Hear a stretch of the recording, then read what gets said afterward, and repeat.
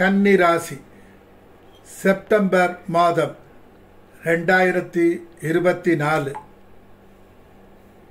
பணவரவு பற்றிய நிலை.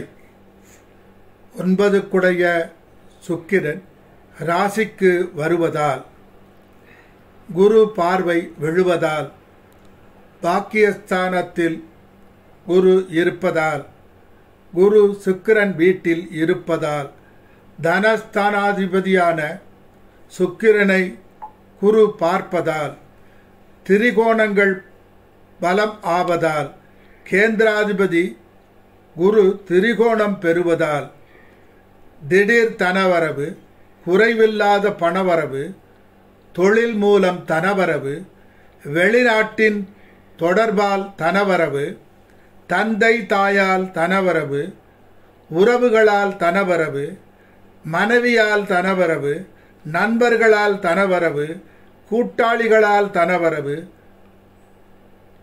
தொழில் முதலீட்டின் மூலம் தனவரவு, பிரயாணத்தால் தனவரவு, அரசாங்கத்தால் தனவரவு, பதவி உயர்வின் மூலம் தனவரவு, இப்படி பல விதத்திலும் தனவரவும் மகிழ்ச்சியும் உண்டாகும். குறைவற்ற செல்வம் கிடைக்கும். பிரயாணத்தின் நிலை. வெளிநாடு செல்லும் யோகம், வெளி மாநிலம் செல்லும் யோகம், புராதன கோயில்களுக்கு செல்லும் யோகம், காசி ராமேஸ்வரம் சென்று புனித நீராடும் யோகம், புதிய இடங்களுக்கு சென்று சுற்றி பார்க்கும் யோகம், குலதெய்வத்தை வணங்கும் யோகம், இஷ்ட தெய்வத்தை வணங்கும் யோகம், ஆன்மீக ஆனந்தம் அடையும் காலம் ஆகும். எதிரிகளை பற்றிய நிலை. எதிரிகள் எவ்வளவு பெரியவராக இருந்தாலும் வெற்றி கொள்ளும் யோகம் உண்டாகும். பணம் செல்வாக்கை பயன்படுத்தி வெற்றி கொள்வீர்கள்.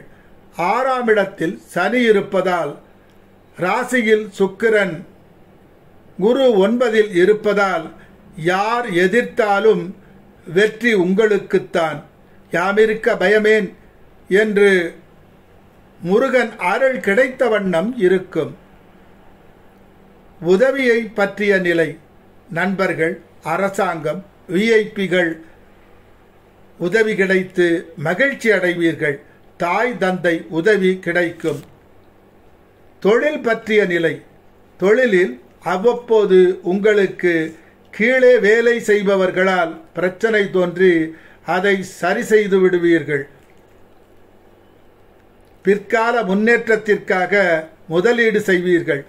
தொழிலில் புதுவிதமான யுக்தியை கையாண்டு வெற்றி அடைவீர்கள். தொழிலில் தான் கண்டுபிடித்துள்ளவைகளை ரகசியமாக யாரிடமும் சொல்லாமல் ரகசியமாக வைத்திருப்பீர்கள். சிலருக்கு வெளிநாட்டில் வேலை கிடைத்து வெளிநாடு செல்லும் யோகம் உண்டாகும். வேலை மாற்றம் தோன்றும். தொழிலில் புகழ் உண்டாகும்.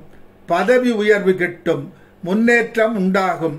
தொழிலில் பதவி உயர்வு உண்டாகும்.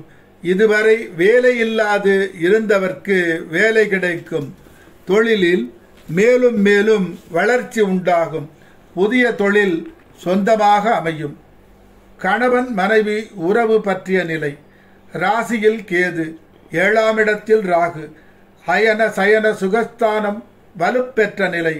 கணவன் மனைவி இல்லற சுகம் குறையும். பிரிவு தொடரும். கணவன் ஒரு எண்ணம், மனைவி ஒரு எண்ணம். உறவில் சிறிது வருத்தம், பின்பு மாறும்.